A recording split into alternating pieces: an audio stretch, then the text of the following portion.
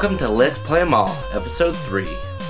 Today we have basically what's left of the scrolling shooters, and yeah, let's get started.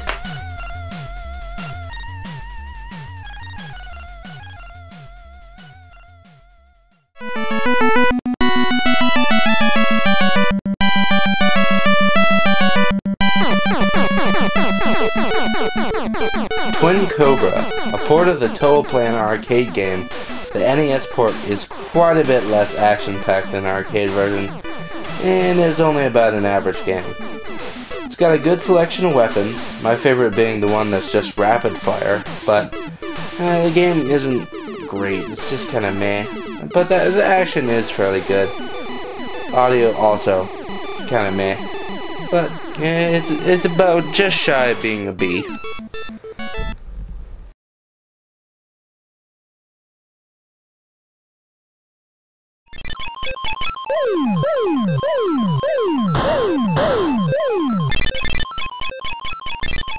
Xevious. Now this game is a landmark in the shooter genre. It is one of the very first vertical scrolling shooters. Also one of the first shooters to feature a background to look at instead of just looking into space. But unfortunately, as this game aged, it's not aged well. I mean, you play as a ship, you can aim at air and ground targets, but there's not really any power-ups or collectibles, and you mostly fight similar enemies. While groundbreaking for the time, the game is eclipsed by its competition and is fairly boring at first, but does get more intense later. See.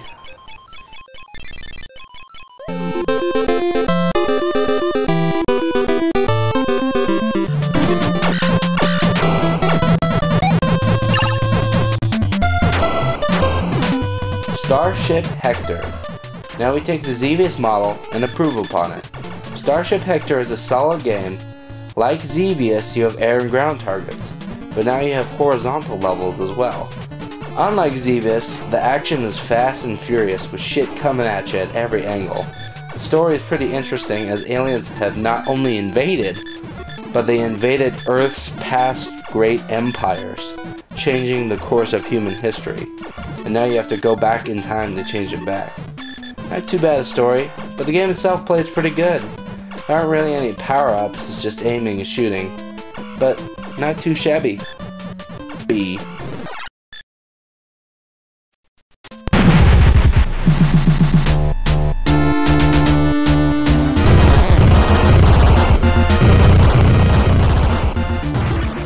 Zombie Nation. This game has got a bit of a reputation for just being really weird. You play as a disembodied head who shoots bullets to save the world after everyone was turned into zombies from an alien life force. Also, it resurrected the Statue of Liberty to life, and one of the final bosses is a muscle-bound old guy in a Speedo who throws giant axes at you. Yeah, but here's the thing.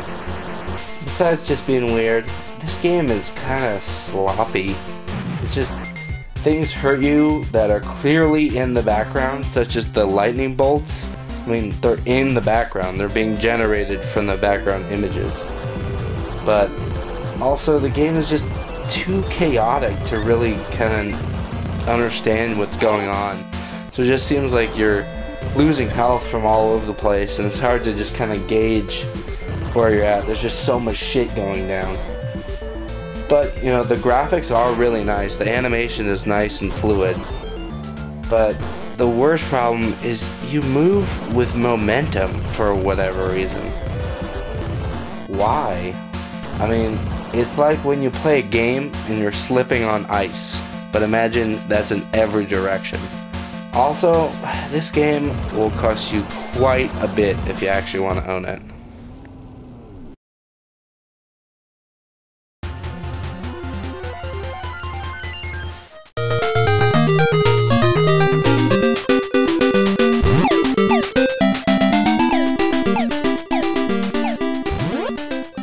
Tailspin.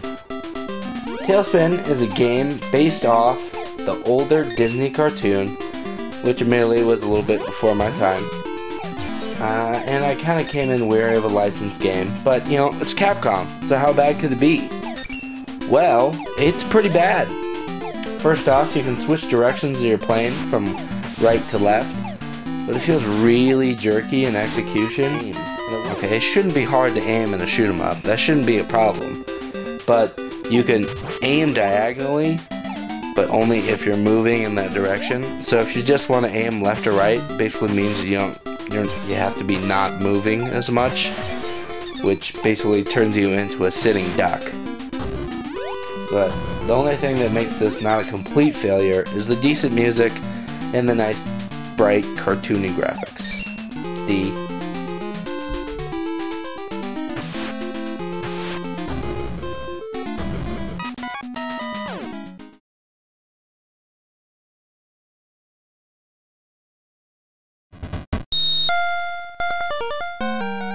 Sky Kid! Once again, let's take the same concept, but improve upon it. Now Sky Kid takes away the turning left and right, instead gives you a loop-de-loop, which allows you to shoot downwards, which is pretty nice. The goal is to pick up a bomb and drop it on the enemy base while avoiding planes and tanks, etc. Even though the graphics and sound may be lacking, for it's a really early NES release, I had one hell of a time playing this game.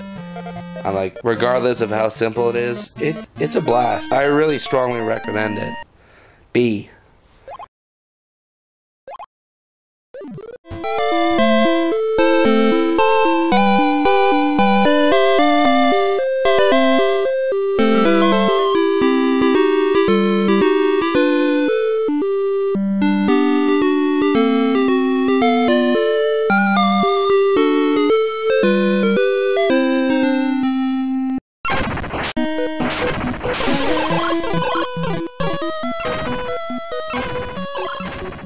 Scoon! Here's another game. Once again, sound graphics aren't anything special, but it's really fun. It's all about rescuing humans from evil water things that have taken over the Earth. So the goal is to shoot all the bad things, rescue humans, deliver the humans to a motorized island. Yes, I know that sounds strange. But the island gives you more fuel, wash, rinse, repeat. You have to watch out for those pesky sharks. At first I thought they were dolphins, and I was wondering why I was able to just murder dolphin after dolphin, but they're sharks. Thing is, this game is pretty damn fun in an old school Atari sort of way, and I had a lot of fun. If you can find this one, I recommend grab it.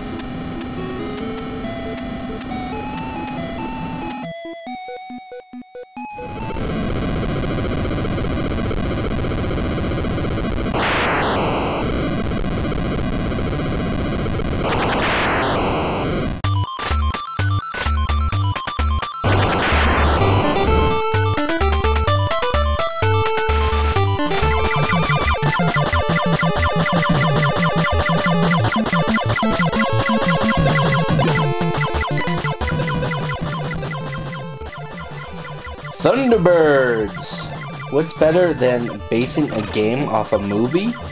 How about basing a game off a TV show? How about a British kids show from the 1960s? That's right, the video game for Thunderbirds is finally here, only made 25 years after the show aired. Woo! The game itself is, meh. Not a lot to say. It's kind of boring. There are power-ups for speed and guns, but once again, meh. I mean, if you did like the show, it does seem to have a pretty intricate storyline with these boring-ass cutscenes where you see these creepy-looking sprites look at you. Stop it. Stop it.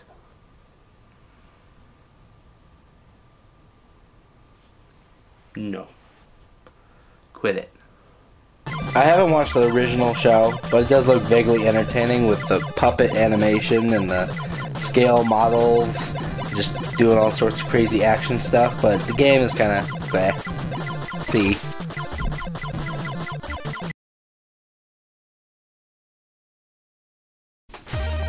Silver Surfer. Oh shit, son! Here we go.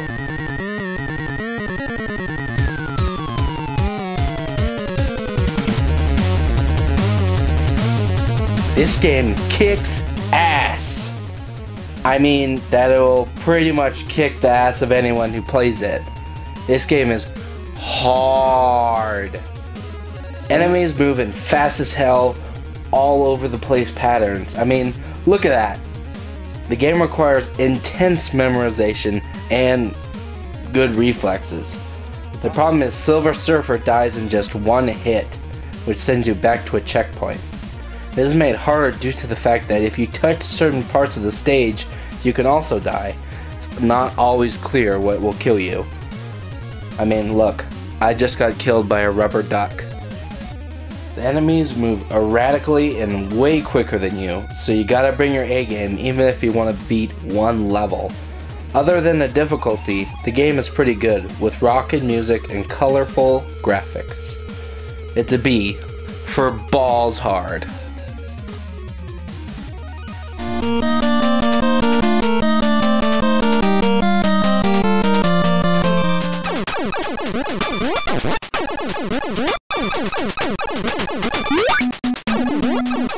Section Z.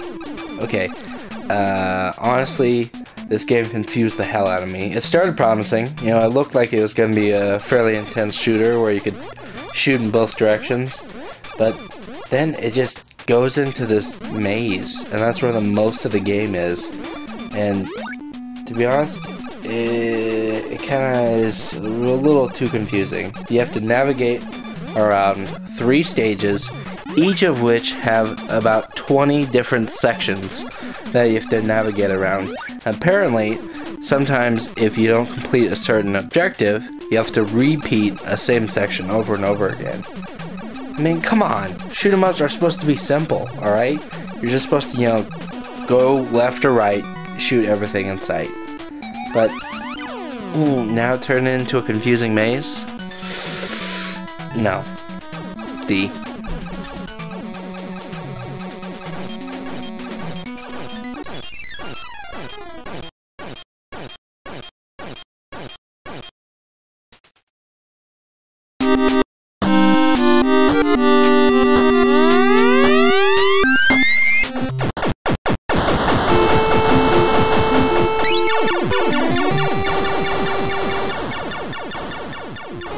Galactic Crusader. Okay, when you look at this game, you probably say, hey, this looks like a piece of crap, but in reality, you're absolutely correct. This game sucks. First off, the cartridge art lies. Look at it. Bullshit. You play as a space butterfly, lunar butterfly, fighting shit in space. Whoopee! I mean, what am I even fighting? A pair of lips with an eyeball as a lower lip? A tiny planet Saturn? What looks like the globe with the outline of cowboy boots? Ugh. I mean, come on. It's better than some of the other bunch game shooters that I've reviewed, but still pretty weak. D.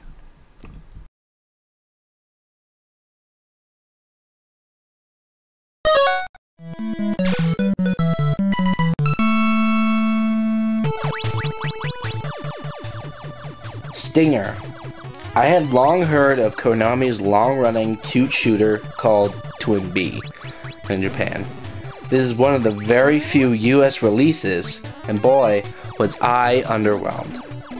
First off, the background of the first level is distracting, as it repeats what looks like unused stuff from other Konami games. Maybe it's the place where churches, giant question marks, and giant cartoon bags of money litter the countryside. The game itself is pretty ho-hum, as the level consists of fighting cute enemies and bouncing these bells which are hidden in clouds which give you power-ups if you bounce them enough. This game was pretty boring, and if you like this cute sort of shooter and you want one on the NES, play Fantasy Zone. It's much better than this. D.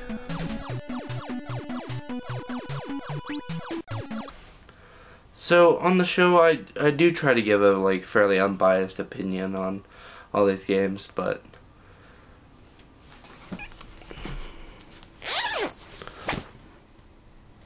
I'm a fan of Galaga.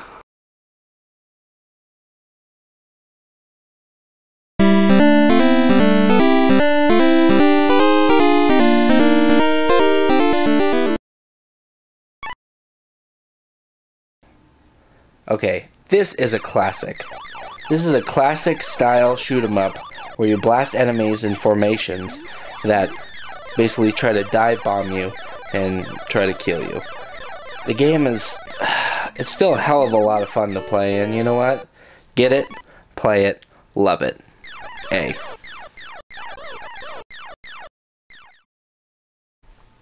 Star Force. You know, while we're at it, let's just lump in Star Soldier. Oh, they're not sequels. Hell, they're not even made by the same company.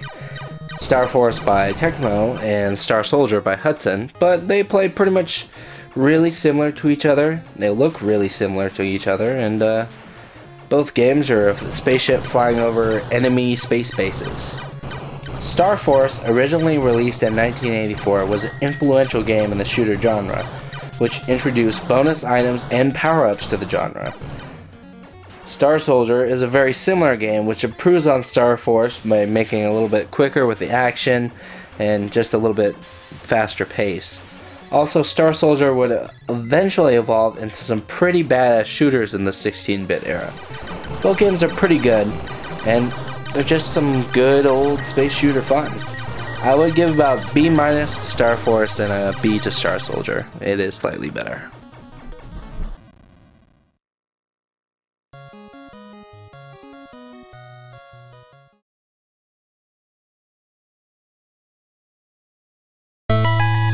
Dragon Spirit. Another solid shooter where you play as a man. Or maybe a dragon. Or maybe a dragon man. Reference. Anyway, Dragon Spirit is a solid vertical shooter for the system. You play as a dragon, shooting some fiery death upon those who face you. You have several different weapons to choose from, and instead of those floaty options, instead you actually gain additional heads to your dragon to increase your firepower. And it's got some big bosses and varied landscapes to look at. I would recommend it. B.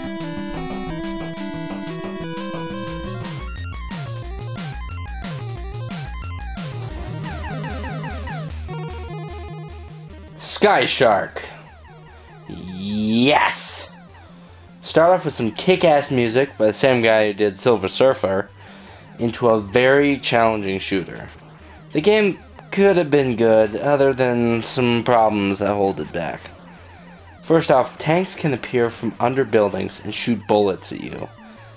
The real problem is where they're under the foliage and take shots at you, killing you instantly. The hit collision seems to be a little biased towards the enemy.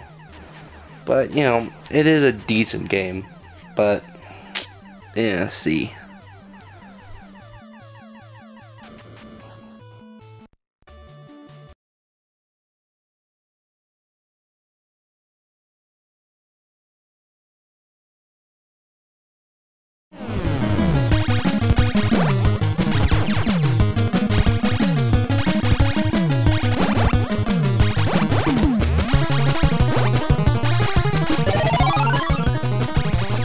Darris. While not a direct port of the arcade game, rather its own entity, Darris plays like you mixed the flying and squadrons of foes, kind of like Galaga, but now in a one-point perspective out into space, in which you can move 360 degrees around the screen. You shoot baddies with a normal gun or a powered-up super blast. All the enemies fly into the distance and get into place and start moving closer and closer to you and shooting at you, which pressures you to shoot them as they come in and as they start getting closer to you, because once they reach the top, they'll kill you, similar to Tempest. The game is pretty entertaining, and the NES version is unique as it added boss fights to the mix and some original music. This is a unique and overlooked game for the system, and I think it deserves to be played. B+.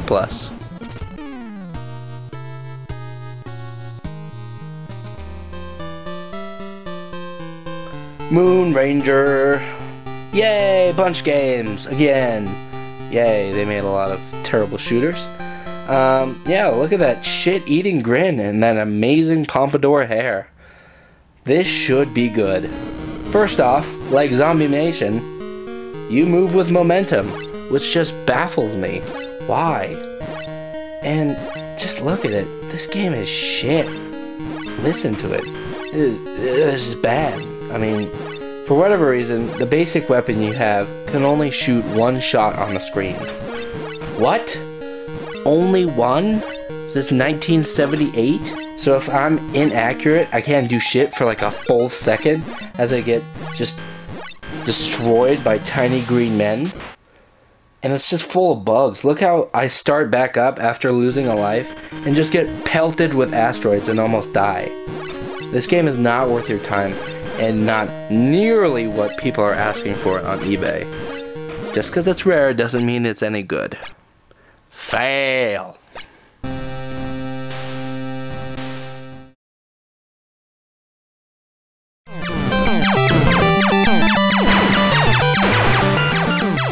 Cycross? Here's another arcade game leading to another so-so game for the NES. You drive a motorcycle in a futuristic type death game setting, trying to save people and make sure you get energy refills, all while shooting and most importantly, ramming other bikes to their doom. Honestly, this game isn't that great, but it's pretty challenging and I played it for a bit before I kind of got bored with it. Like, I was vaguely entertained, so there's that, but still, meh, C.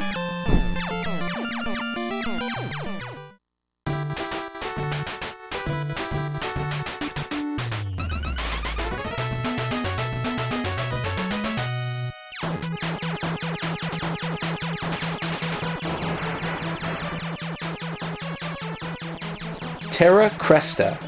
Here's the unique game.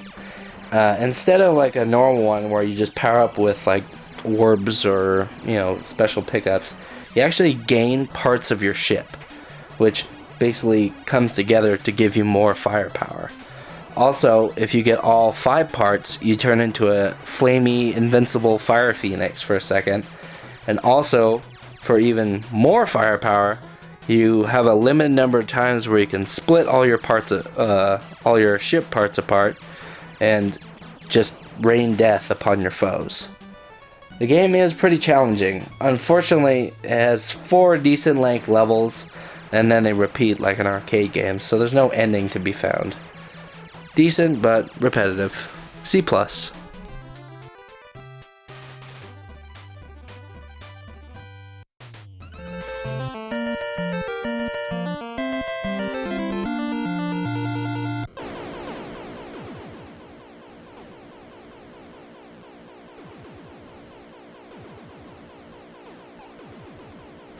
Defender 2, also known as Stargate, it is basically Defender with some additional enemies. Similar to Scoon, it is all about destroying aliens and saving the occasional person you find being abducted along the way. Destroy all the aliens on the map screen and then bring on the next wave. Plays look like the original arcade game, so pretty fun. B+.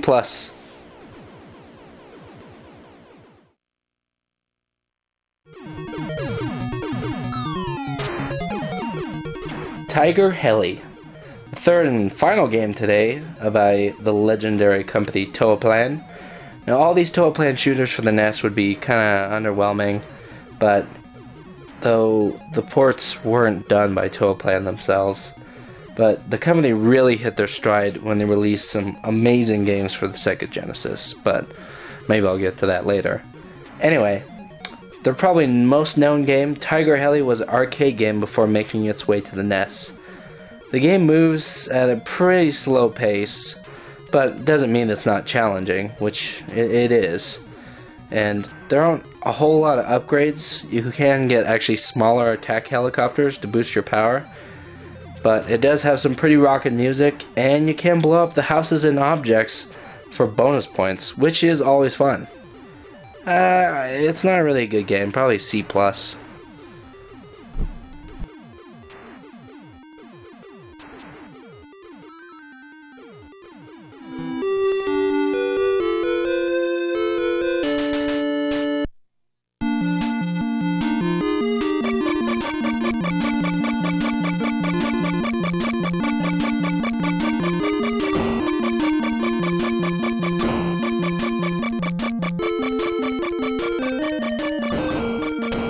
Alright, so I saved one of the best for last.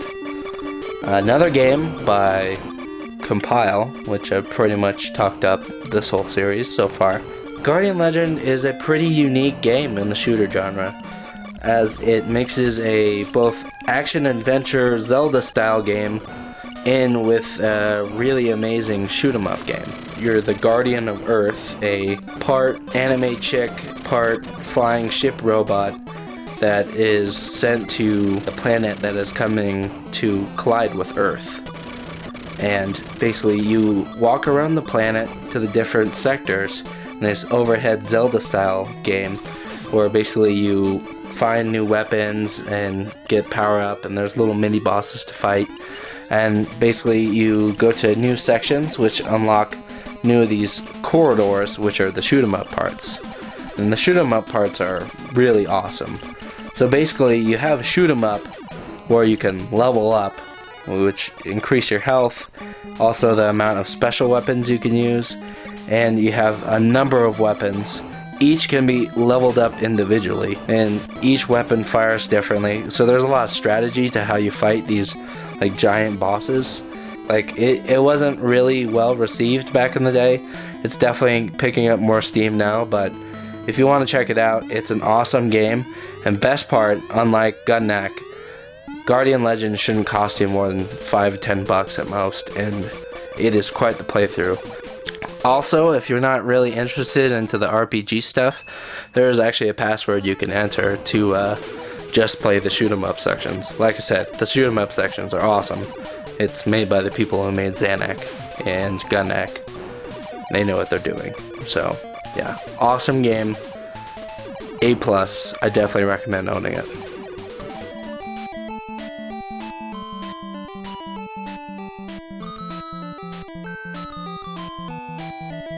Alright, that's episode 3, and what we got next time is we got basically the rest of the shooters, except these are the ones that are either from third person or the ones where you can kind of go all over the place. Basically the rest of the shooters next time on Let's Play 'em All.